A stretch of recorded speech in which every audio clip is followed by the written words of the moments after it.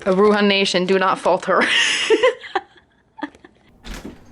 Uruha's alive. Uruha's alive. Uruha's alive. You hear that? You hear that? Wee-oo, wee-oo. Uruha is alive.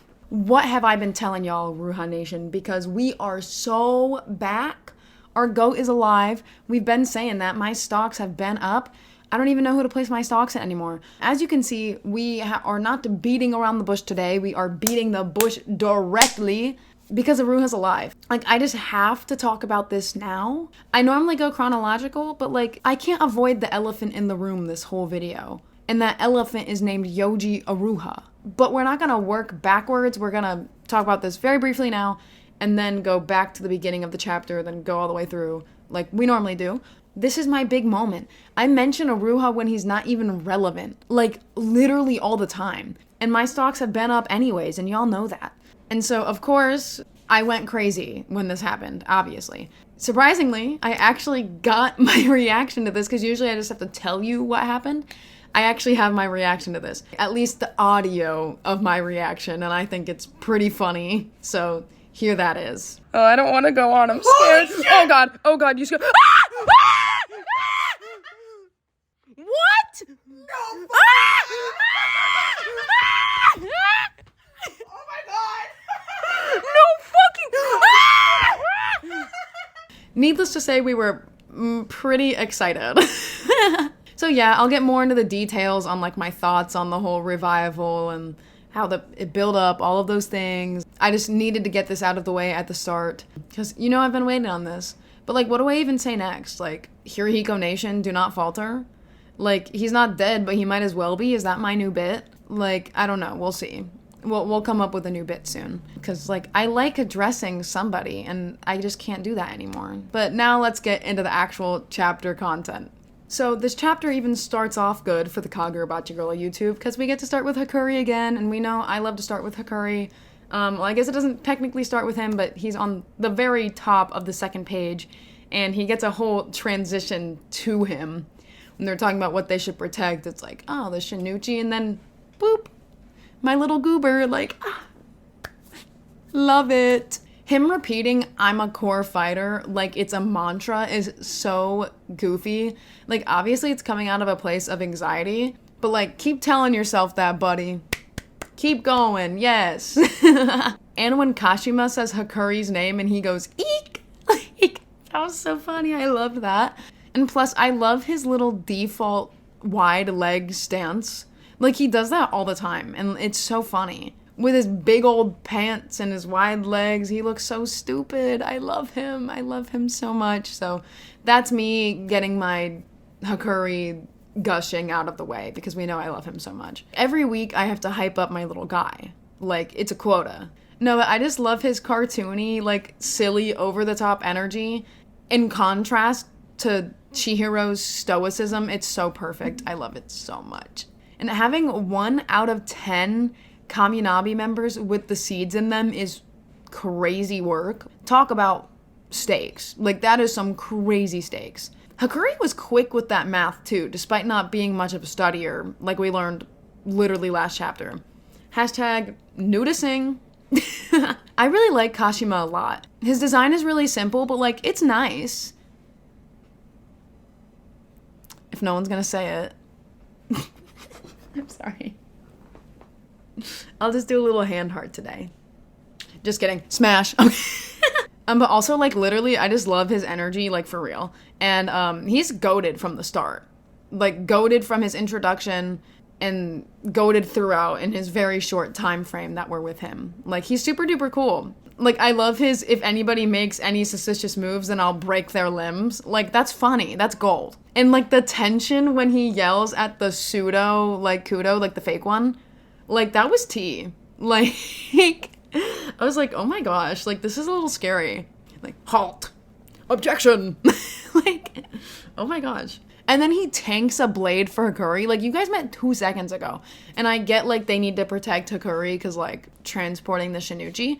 But, like, dude, we just met you and you just tanked a hit for my son. So, like, you're automatically, I respect you. I respect you so heavy. Thank you for that. He tanked a hit for my boy, and I so appreciate it. And Hakuri's face here is crazy to me because right when I saw that, I was like, Megumi Fushiguro has made that same exact expression. I was literally like, what is this Megumi expression he's got going on? I love it. I love it so much. Big day for me specifically. It made me happy. Does that show how, like, am I too, like, chronically obsessed with, like, anime and stuff? Because, like, I really saw that face Hakuri made and I was like, Megumi's made that same exact expression. It's for you guys to decide, I guess. Or maybe don't answer that. I don't know. And I love this whole, like, do not trust anyone conflict going on. It makes things so interesting. I just think the whole, like, we have no idea who we can trust. Just, like I said, like, the stakes and, like, all of that it's so good right now. The tension is so high and, like, it should be. It's a government invasion. But, like, that's working. This tension is working, Hokuzono. I'd give you the honey, but not all of it yet. Not all of it yet. We must resist. And then we get to the traitor talk. The Kaminabi themselves now have realized that they said not one traitor, but a group of traitors leaking information. So have we been going at this wrong the whole time? I mean, obviously there's probably, like, one main traitor, because, like, someone would have to know Kunishige's location. That's obviously a very important person then. But there's multiple. This is where I actually started recording my reaction because my friend who reads the leaks had told me, like, hey, you might want to record your reaction for this chapter. Like, it'll be worth it for the video, trust me. And I was like, oh gosh, like, you scare me. But then I didn't have time to set up the voice memo before I started reading because, like, 11 a.m. rolled around a little quicker than I expected when I was sitting there waiting for it with my sister. So I was like, oh shit, whatever, like, it's fine. But then it got to the traitor talk, and I was like, oh shit, are we getting the traitor reveal? Like, is that what he told me to record my reaction for? So I was like, okay. So then I left Shonen Jump super quick, turned on voice memo, then came back. So I started recording my reaction because I thought we were gonna get the traitor reveal. So I was like, shit, like, stuff's gonna go down. Like, we're gonna get that reveal. And of course, crazy stuff did go down. It just wasn't what I was expecting, which I'm perfectly fine with. Obviously, I'll fucking take Uruha, like, hello. Hakuri's little crash out breaks my heart so much. When he was like, they all died to protect me. I can't rely on anyone. I'm alone. I have to fight. With his shaky hands, I was like, no. I have a reaction to that, which then leads into my next point about Uruha. So here's that. Oh no, Hakuri. Hakuri, don't know, baby. Oh my god. Baby, no. Oh, I don't want to go on. I'm scared. Oh god. Oh god, you scared. My sister and I are dumb, if you cannot tell. Like, it literally, us reading chapters, it's just two dumbasses telling each other exactly. It's like that meme. But yeah, of course, so that transitions to Uruha, coming back, of course. Hakuri being down in the dumps because people were dying because of him. And then Uruha comes back to save him, which was a person that Hakuri feels responsible for their death. Uruha coming back and helping him, like, that peak, it's good. I love it. And this is just such a good duo too. Like, we got them a little briefly before, so I'm glad to have these two back together. It's like a little underrated duo, I fear. Like, these two divas are gonna queen out together. I know it. I like the centipede callback from the train. It was very effective because it immediately proves to Hakuri that he can trust Uruha. This is the real Uruha. I like that Uruha remembered that as well. I mean, like, it makes sense. He literally did get, like, yeeted by Hakuri, like, yanked down. And then, of course, seeing Hakuri crying to see Uruha again. I love it. Like, I love these two so much. This is the best day of my life, literally. Like, never ask a Uruha and Hakuri fan what happened on June 1st because I fear I will never be normal again. And, like, it was the day after my birthday, so, like, that was like a Hokuzono giving a birthday gift to me, I think. He was like, happy birthday? Here's Hakuri and Uruha again. Like, what? So, it's probably obvious, but I want to give my thoughts on the Uruha revival. Mainly, is it good? Do I think this is good writing? Do I like the implications for this on the story? Like, because people have discourse, people have concerns. So, do I think this is good? Why, yes, of course. Not even because I love Uruha. Like, I do. But, like, I don't agree with the whole, like, revival equals bad thing. I think if it's done wrong, then, like, it's definitely fair to criticize it from a writing perspective. but there was a strong belief that Uruha could easily be alive. He was killed by Samura just like Chihiro was, and then it's pretty easy to assume that he could have been revived just like Chihiro was with Samura's phoenix powers. Like, it's not far-fetched that he's still alive. I think in this certain situation, it makes sense. And now I'm gonna get into Jujutsu Kaisen spoilers for a second. But I think it's funny to make comparisons, but this is absolutely not a Nobara situation. Like, not even close. Uruha died literally earlier the same arc. Nobara died literally halfway through the series, like maybe a little less than half. I don't care enough to check the chapter count, but I think to criticize this revival on a writing perspective is a little bit silly. The thing is, if you dislike the implications that revivals have on the stakes of stories, then I guess that's fair enough. But that doesn't make the writing of this bad, necessarily. And if you think this takes away from Samura's motives, I just don't agree with that. Like, straight up. His goal is to kill the sword bearers to break their connection to the sword so then he can kill the sword master. It worked. His plan worked. Uruha is not connected to Kumiyuri anymore, so I'm not sure what the issue is here. If you're worried about aura, I don't think it takes away from that either. Samura is just as cool even if he revives his victims after killing them. Like, he still has to kill them first, and he looks cool doing it. You know what I mean? And, like, revival's pretty badass.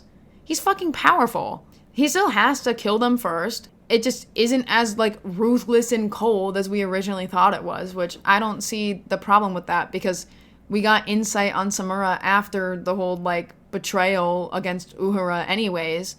And we saw that Samura wasn't really as bad as a person as we thought he was. Like, sure, he isn't perfect, but definitely not, like, a villain, is what we learned. So I don't get the issue with Samura reviving people after he kills them to complete his mission. Like, that makes perfect sense to me, and we kind of already knew that anyways. We thought it was a little more cold and ruthless 20 chapters ago. Boo-hoo. Like, I'm sorry.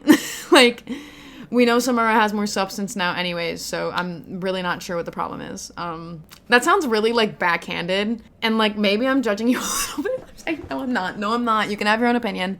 I just don't think it's... And this isn't even me trying to, like, glaze or anything, genuinely. It's just that I don't think it's fair to be like, oh, that's bad writing. Because, like, no, it's not. Okay, like, well, I guess we know it was going to happen. But, like, it was very extremely probable. And like I said, like, if you don't like the implications that revival has on a story, then, like, I get that. That's a little more understandable. But you still can't call it bad writing. And yes, I'm telling you what you can and can't say. And then either way, like, if you're worried about the implications that revival has on, like, the stakes of the story and stuff, Samura's, like, probably gonna bite it anyways. I'm not wishing Iori be an orphan or anything. And, like, I don't want to manifest Samura's death, but, like, the death flags are there a little bit. And, like, if you're worried about revival and the stakes that has, you might not have to worry about that for, like, a crazy amount of time. I don't know. We'll see. Maybe you guys will change your mind. That's all I'm saying. That's all I'm saying. And that is my take. That's my piece. So I think that's all I have to say about this chapter. I am so curious what your thoughts are on this chapter. Like, I know I kind of just went on a whole ramble, and I really don't mean to be, like, disrespectful if you feel a different way. Like, I know I said my stance on the discourse, but do you disagree with me? I'm actually asking you that. I want to hear your thoughts. If you agree, disagree, slightly agree with what I say, I want to hear it all. Like, I promise that sounded very, like, aggressive, but, like, I really do want to hear your thoughts on this. Or if you're just really excited, we can all rejoice in the comments because I'm excited, obviously. But no, even if you would disagree, like, I want to see why. You know what I mean? Like, we can have a fun little discussion. I don't care. You can talk about whatever you want in my comments. It doesn't have to be just about Uruha. You can talk about literally whatever. You can talk about Kashima's fine ass. You can, like, whatever you want. I love reading comments. I want to hear it. So then obviously like and subscribe as well. So we actually did not hit the goal of 300 before May 31st. So you guys hate me and didn't want me to celebrate my birthday with 300 subscribers. Boo! I'm kidding, but we did get closer than I actually expected because that was like a far-fetched goal. And like, I'll take a late birthday gift, whatever. Like, I'll take June, you know. I think that's all I have. So thank you so much for watching. Hirohiko Nation, do not falter. Have a great day. Bye. It says group of traders. Group? Oh, fuck. Hakuri, he's using the Joestar technique. Wait, what? Is my mind Wait, but what sword is he using? Because he just says fucking centipede, dog. What? He just said centipede.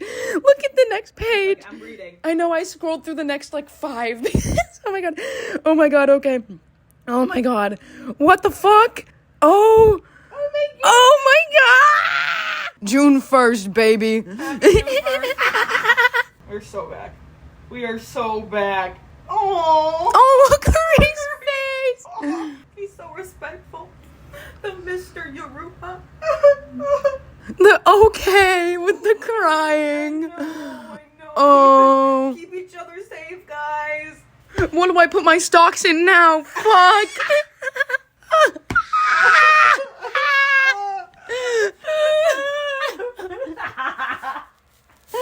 Oh, He's shit! alive. He lives. Oh my god. He lives. Oh my god.